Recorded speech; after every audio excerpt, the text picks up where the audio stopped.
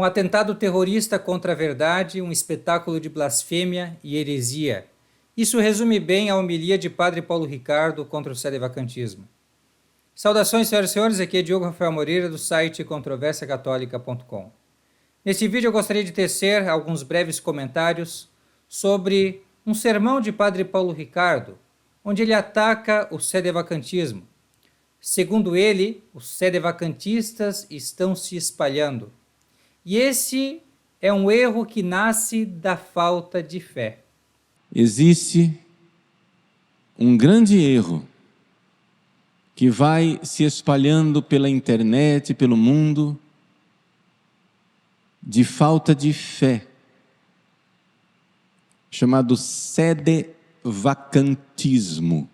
Só que para poder justificar esta sua afirmação, ele precisa se valer de blasfêmia, se valer de heresia, o que mostra que o seu argumento é muito fraco e que a falta de fé não é dos sedevacantistas, como eu e muitos mais, mas é da parte dele e da parte daqueles que insistem em manter uma comunhão ilícita com hereges públicos e notórios como Jorge Mário Bergoglio, também conhecido como Papa Francisco, e claro, os seus coroinhas espalhados pelo mundo todo, como são estes bispos diocesanos, verdadeiramente ordinários do modernismo, que tem os seus vários tentáculos, onde vai alcançando as pessoas ingênuas, as pessoas que ouvem estes sermões do Padre Paulo Ricardo como se estivessem ali tendo uma referência segura em matéria de fé tradicional da Igreja Católica. Mas eu digo para vocês que enquanto o Padre Paulo Ricardo se esforça para manter esta farsa que a Igreja do Concílio Vaticano II e dos seus falsos papas, essa igreja modernista, herética, cismática, apóstata, quanto mais ele se esforça, mais ele se afasta da doutrina católica. Quer que eu prove isso para você?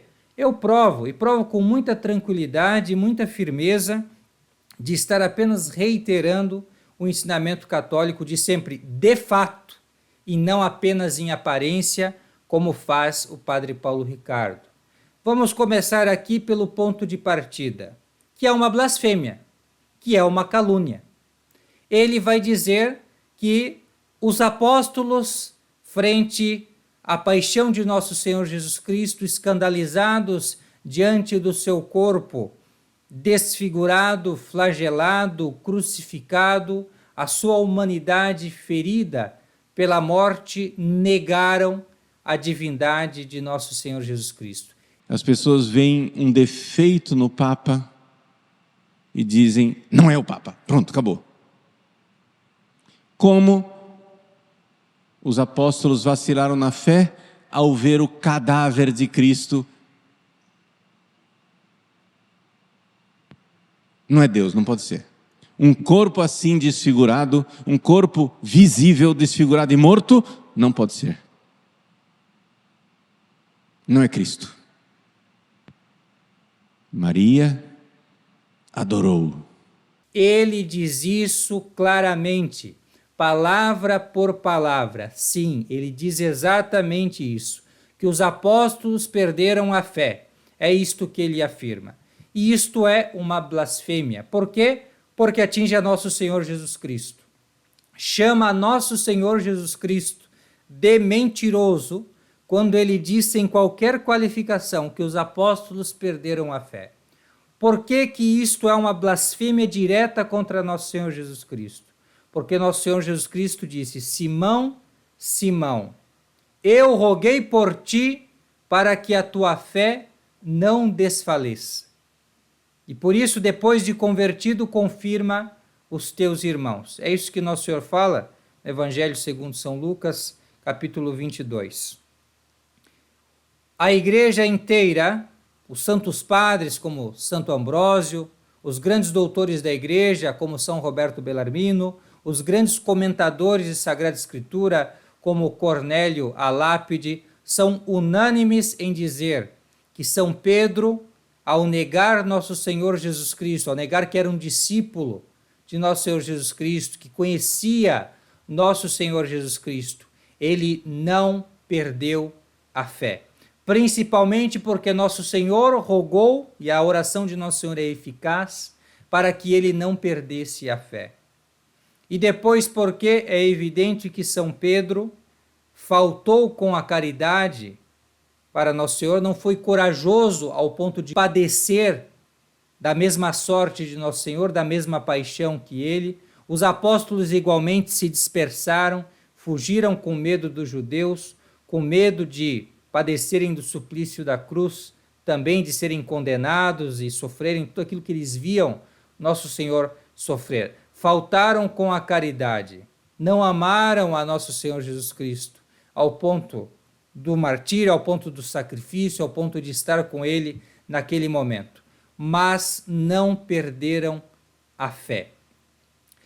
Ao menos é 100% de certeza que São Pedro apóstolo manteve a fé, ainda nesse momento de grande fragilidade, e por isso que nosso Senhor Jesus Cristo diz que ele tem que se converter, neste sentido de fazer penitência pelo seu pecado mortal. Pecou mortalmente, diz São Roberto Bellarmino, comentando sobre isso, dentre outros lugares, no livro 4, sobre o Romano Pontífice, capítulo 3, ele diz, de fato, pecou mortalmente, mas não perdeu a fé.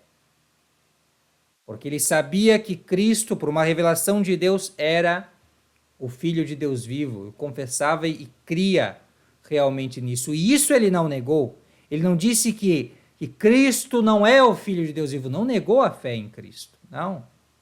Então, Padre Paulo Ricardo, como vocês veem muito bem, se afasta da interpretação da exegese católica tradicional sobre esta passagem, dizendo que os apóstolos perderam a fé. Nisso cai em uma blasfêmia e nisso calunia os apóstolos, especialmente São Pedro.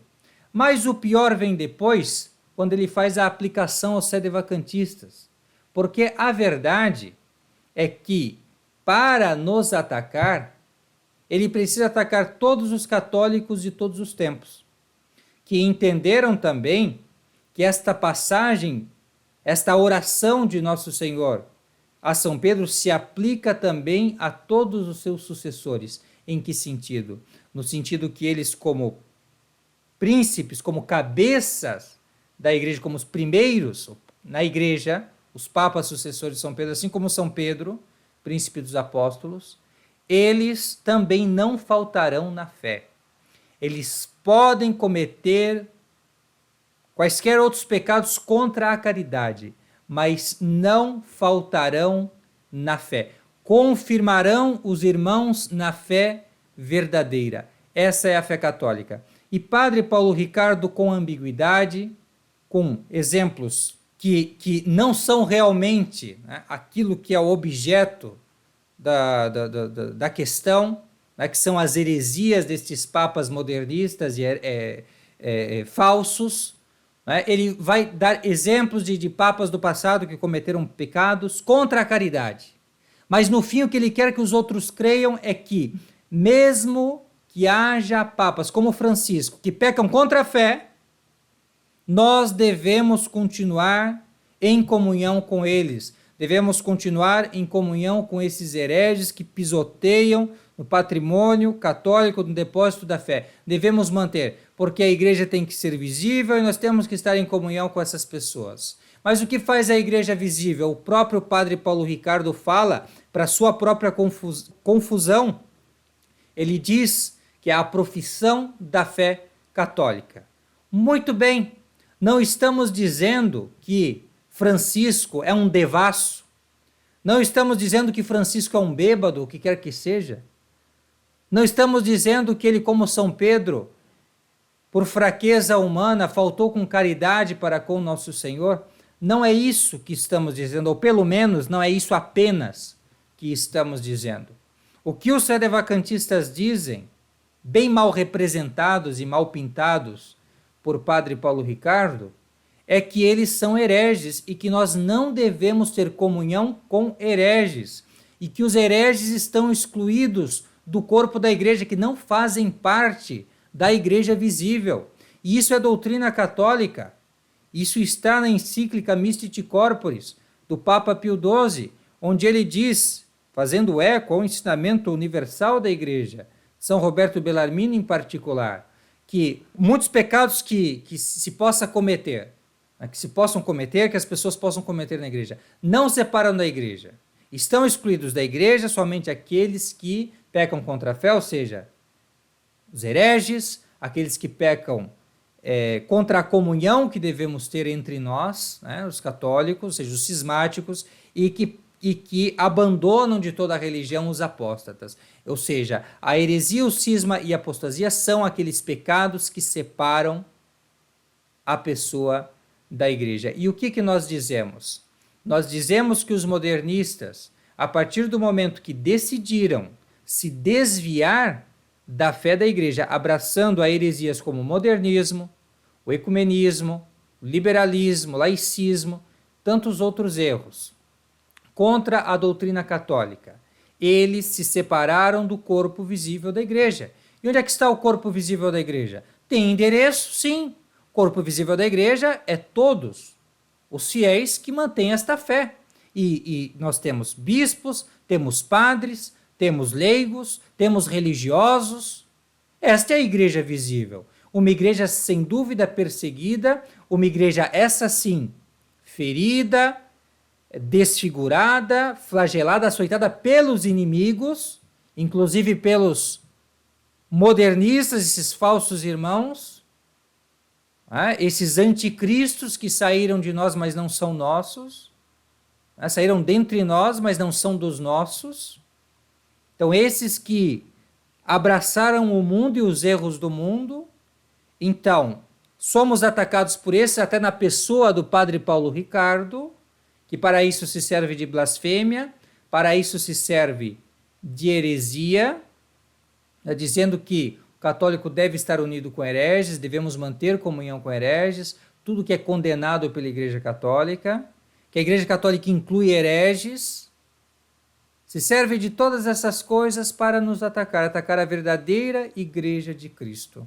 A Igreja de Cristo ela já esteve contida em uma província, em uma cidade, os apóstolos reunidos, ali naquele momento de nascimento da igreja, em Pentecostes.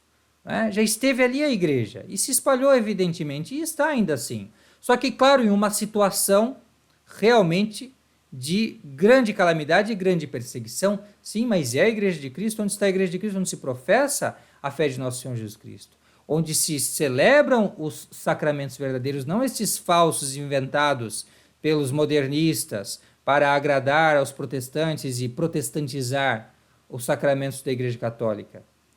Não, está naqueles que celebram os sacramentos de sempre, não esses inválidos.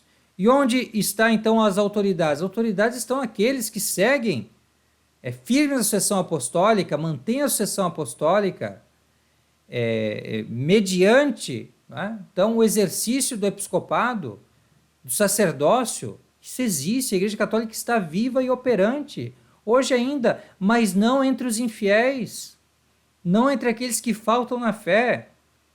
Se fossem verdadeiros papas, se a oração de Cristo valesse para eles, e teria que valer se fossem verdadeiros papas, faltariam na fé? Ensinariam as heresias que ensinam? Claro que não. Então, eu não vou falar aqui de exemplos de heresias, são muitos, e nós aqui no canal temos um trabalho em que vamos demonstrando e esclarecendo sobre esses pontos.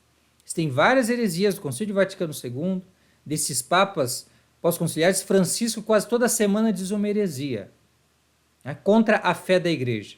Então, como podemos acreditar que essas pessoas são representantes verdadeiros e legítimos de nosso Senhor Jesus Cristo e chefes da Igreja Católica? Isso não é possível. Do ponto de vista católico, isso não é possível. E para que isso seja defendido, O que o padre Paulo Ricardo precisa fazer? Blasfêmia, calúnia, heresia. Essa é a fórmula. É a fórmula do fracasso, é a fórmula desastrosa que ele escolheu utilizar em vez de seguir a fórmula da verdade, a fórmula da coragem também, de dizer a verdade publicamente, de se posicionar de uma maneira católica. É o que nós esperamos que ele e muitas outras pessoas que assistirem a esse vídeo, enfim, todos possam vir a fazer. Muitíssimo obrigado pela atenção, fique com Deus e até a próxima. Tchau, tchau.